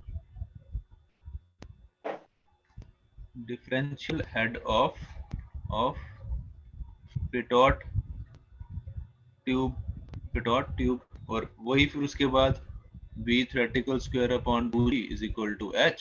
This implies V theoretical is equal to under root 2g। ये हम ऊपर कैलकुलेट कर चुके हैं, मैंने आपको ऑलरेडी वो बेसिक कंसेप्ट से ही समझा दिए। मेरा यहाँ पे ये फंडा नहीं था आपको बताने का, समझाने का, मैं आपको ऑलरेडी V theoretical की डेरिवेशन में आपको बेसिक कंसेप्ट से बता चुका हूँ। ठीक है, यहाँ पे मेरा जो आपको कराने का मेन फंडा क्या था अभी बताता हूँ आगे।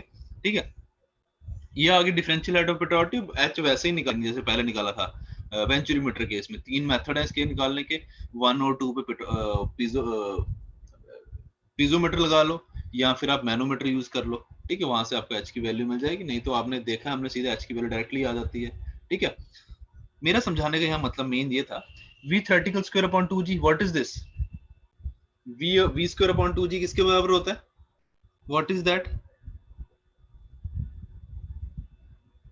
जब हमने बर्नौलीज इक्वेशन पढ़ी थी, उसमें मैंने आपको बताया था piezometer V square upon 2g को क्या बोलते हैं?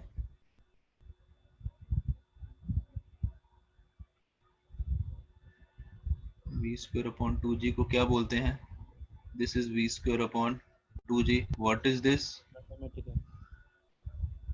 Kinetic head, dynamic head, velocity head. तो that means this is your V theoretical square upon 2g। इसको मैं थोड़ा सा बॉक्स में डाल देता हूँ, क्योंकि ये बहुत इंपॉर्टेंट इक्वेशन है।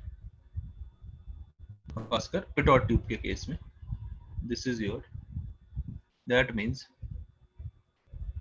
v theoretical square upon 2g, that means this is your local kinetic head या फिर काइनेटिक हेड, इसको लोकल काइनेटिक हेड भी बोलते हैं क्योंकि ये लोकल एयर वेलोसिटी मेजर करती है ना पिटॉट, तो इसको बोलते हैं लोकल काइनेटिक हेड या फिर सिंपल काइनेटिक हेड।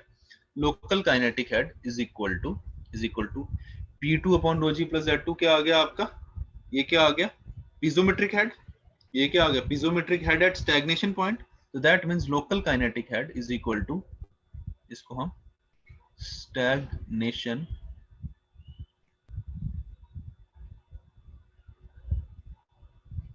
पीजोमेट्रिक हेड भी बोलते हैं, stagnation piezometric head minus static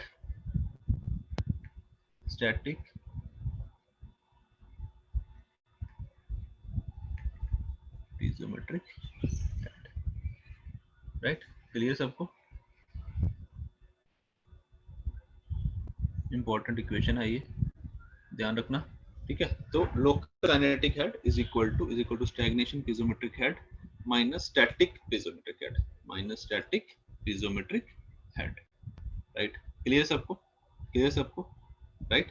clear चीज, तो इसका मतलब लेट सपोज को अगर मैं v theoretical square upon 2g ले लूं और इसको लेट सपोज ये ले लूं, this is h2 minus h1, तो that means v theoretical is equal to square root 2g h2 minus h1, ठीक है।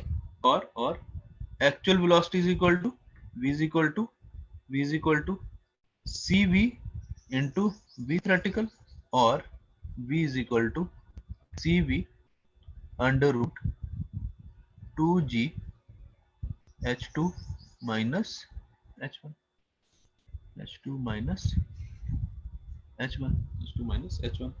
राइट। क्लियर सबको, ये चीज क्लियर है सबको, ठीक है। तो what is h1, h1 is static piezometric head, which is equal to p1 by rho g plus z1, and h2 is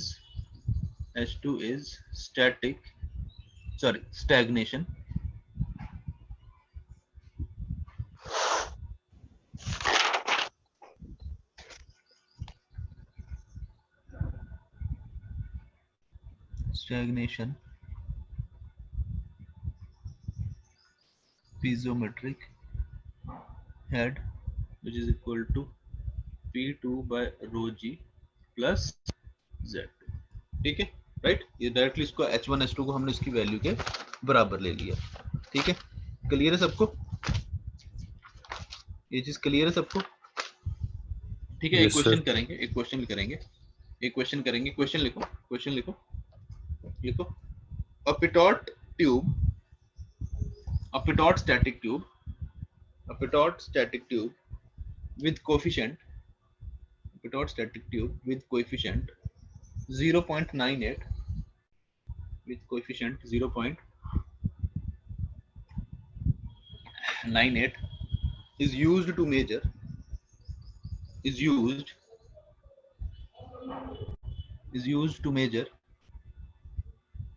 the velocity of water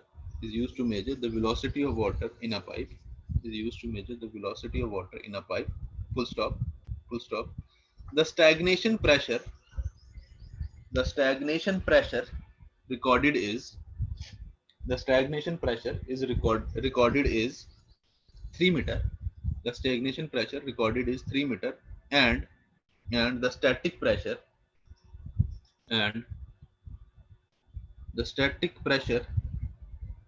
is 0.5 meter, and the static pressure is 0.5 meter, full stop.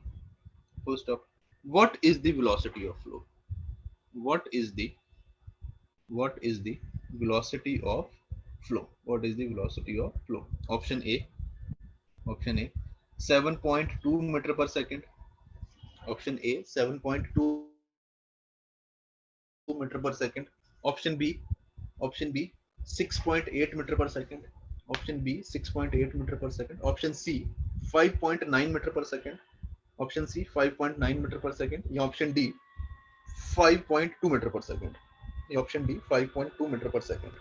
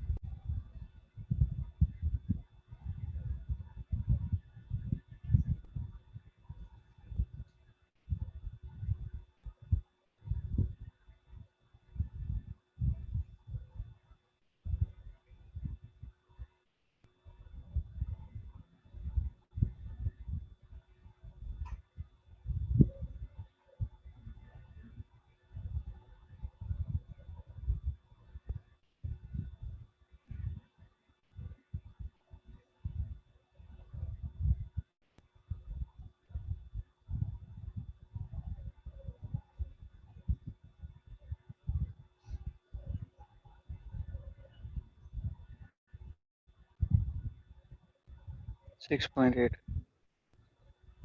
6.8 right. देखो सब कुछ given है, आपको सब कुछ ही given है, ठीक है। तो हमारा v किसके बराबर आएगा, v is equal to cv root 2g into ये h2 minus h1, right. Given है आपको cv कितना 0.98 अंडर रूट 2 इंटू g को 10 ले लो, g को 10 ले लो इंटू h2 माइनस h1 3 माइनस कितना स्टैटिक कितना थी 0.5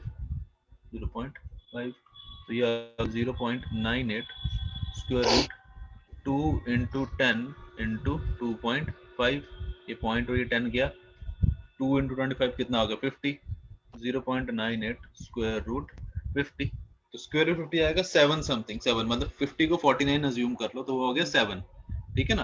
तो ये आ गया 0.98 इंटू 7, तो 7 से थोड़ा सा कम, 7 से थोड़ा सा कम, वो आ जाएगा 6.8 मीटर पर सेकंड, 7 से थोड़ा सा कम तो वो आ जाएगा 6.8 meter per second, right. Clear चीज सबको ये, ठीक है, ठीक है। तो ये आ गया, this is your pitot tube, ठीक है। चलो ठीक है, आज फिर यही तक, अभी तक यही रखते हैं, ठीक है। लास्ट आपका इसका एक ही टॉपिक बचा है इस चैप्टर का, that is your vortex flow, ठीक है। इस चैप्टर का आपका लास्ट टॉपिक बचा है, that is your vortex flow, ठीक है। तो वो शाम को करते हैं वॉर्टेक्स फ्लो, तो उसके बाद आपका स्टार्ट हो जाएगा लैमिनार फ्लो थ्रू पाइप्स, ठीक है। क्लियर है चीज, ठीक है। तो अभी फिलहाल यहीं तक रखते हैं, फिलहाल यहीं तक रखते हैं, सर शाम को पेपर का कुछ कंटिन्यू करेंगे। आइडिया है कितने